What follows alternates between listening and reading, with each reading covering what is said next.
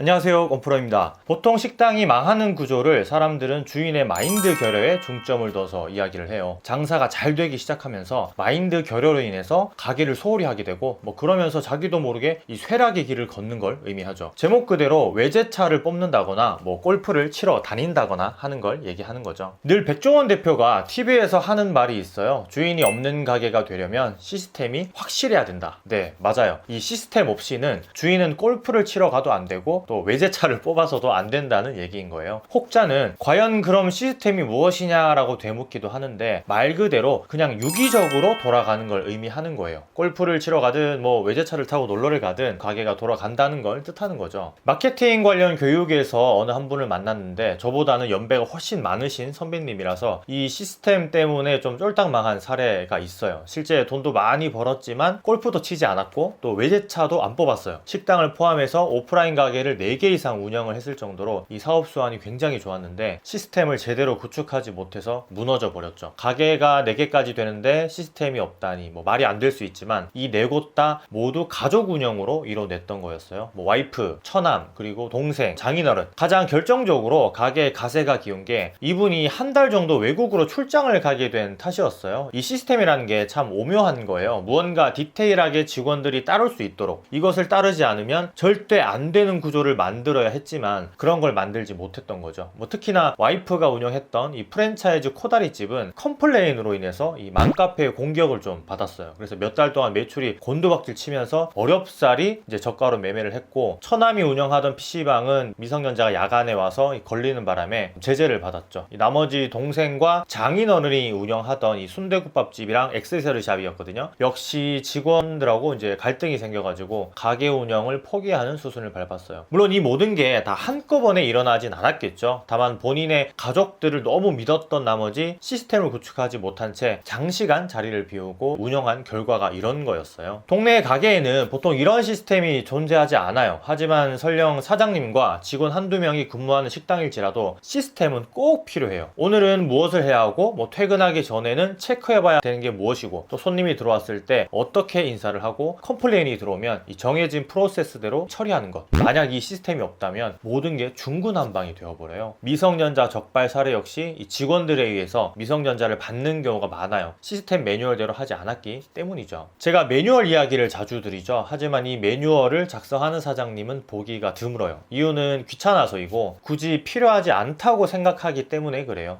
본인이 자리를 비우지 않는데 그런 종이 쪼가리가 왜 필요하냐고 그렇게 말씀을 하시는 거죠. 다만 직원들, 아르바이트생들은 그 종이 쪼가리를 굉장히 신뢰합니다. 시스템을 이해하고 매뉴얼을 숙지하게 되면 일을 못하던 직원들도 일을 잘하게 되고, 나아가서는 사장님은 잠시 가게를 비워도 되는 그런 수준에 올라서게 되는 거예요. 국내에 존재하는 대부분의 프랜차이즈 회사들은 이 매뉴얼과 시스템을 가지고 있어요. 이게 없다면 점주들을 교육하고 유기적으로 돌아갈 수 있는 환경을 구축할 수 없기 때문에 정립화해 놓는 거예요. 그림으로 도식화해 놓는 것도 있고, 심지어는 이렇게 영상으로 찍어서 배포하는 것도 있고, 또 실제 참가해서 받는 관련 교육이 있을 정도로 굉장히 그 매뉴얼의 세계가 깊습니다. 왜 이런 데다가 그들은 시간을 쏟을까요? 비용이며. 한번 정립을 해놓으면 계속해서 사용이 되고 조금씩 수정 보완만 해 나가면 되기 때문에 엄청나게 힘을 쏟는 거예요. 많은 사장님들이 가게를 오토로 돌리고 싶어 해요. 그런데 실상 그렇게 하는 사장님은 잘 없어요. 사실 이게 정말 종이 쪼가리 한 장의 차이인데, 시스템을 매뉴얼화 해놓고 직원에게 숙지시켜야 하지만 그걸 하질 못하는 거죠. 그저 나 없이는 안 돼, 내가 요리를 다 하는데 그럼 요리는 누가 하냐, 이렇게 돼버리는 거예요. 복잡한 요리보다는 단순한 요리로 돈을 버는 게 이 시스템을 만들기도 매뉴얼을 만들기도 편한 거라는 거죠. 이런 걸 다 놓고 봤을 때는 말이에요. 아까 제가 초반에 말씀드린 그 사람은 매뉴얼화까지는 다 해놓으셨었어요. 하지만 그 매뉴얼은 아무짝에도 쓸모없는 매뉴얼이었어요. 이를테면 구체적인 행동 지침이 없었고 직원들이 그저 한번 보고 마는 그런 매뉴얼로 치부되었던 거죠. 우리가 스타벅스나 대형 프랜차이즈 화장실에 가면 흔히 볼 수 있는 게 이 청소 상태에 대한 매뉴얼이에요. 다들 아마 한 번쯤은 보셨을 거예요. 이 매뉴얼이라고 하기에는 조금 어감이 조금 이상할 수 있는데 이건 역시 매뉴얼에 속하긴 하는 거예요. 매뉴얼이 맞죠.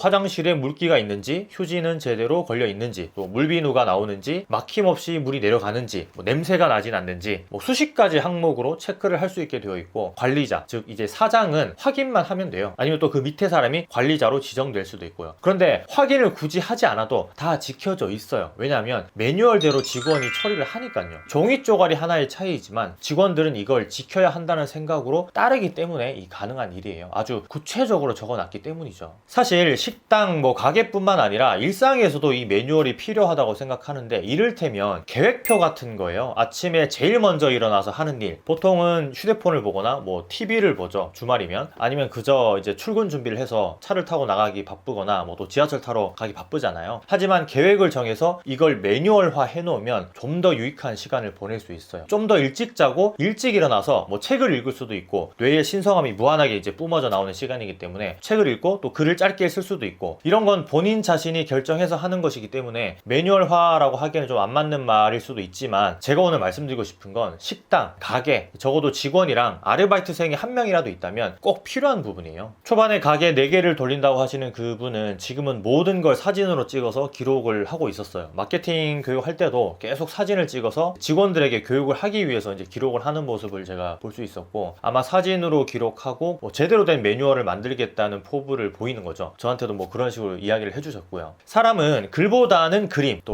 그림보다는 영상에 훨씬 더 빨리 반응하고 따라가기 때문에 매뉴얼은 너무나 길게 써진 글보다는 그림 한 장으로 도식화하는 게 중요해요. 아니면 그냥 짧은 문장 하나, 짧은 글귀 하나, 이런 걸로 이제 만드는 게 중요하다라는 거죠. 그래서 식당 음식 레시피 같은 경우도 글보다는 이 그림이 많고, 또 요즘에는 영상이 훨씬 더 많아지고 있는 실정이에요. 그 가게 4개를 돌렸던 그분은 초반에 돈을 참 많이 버셨다고 했어요. 1년 정도 지금 이제 쉬고 다시 또 식당을 2개 이제 오픈을 하셨는데, 역시나 직원으로만 가게를 돌리고 있고요. 성공하실지 아니면 이 코로나 사태를 이겨내지 못하고 또 폐업하실지 모르겠지만, 적어도 이 시스템을 알고 또 매뉴얼을 아시는 분이기 때문에 이제는 좀 잘 되지 않을까 싶어요. 우리 가게에 매뉴얼이 없다면 매뉴얼을 한번 만들어 보세요. 매뉴얼 만들기가 어렵다면 돈을 주고 사도 돼요. 내가 직접 수정을 해도 되고, 어쨌든 잘 나가는 식당도 한순간에 무너지는 게 아주 소소한 부분이라는 것 말씀드리고 싶어요. 이상 건프로 들어갈게요. 시청해주셔서 감사합니다. 힘내시고요.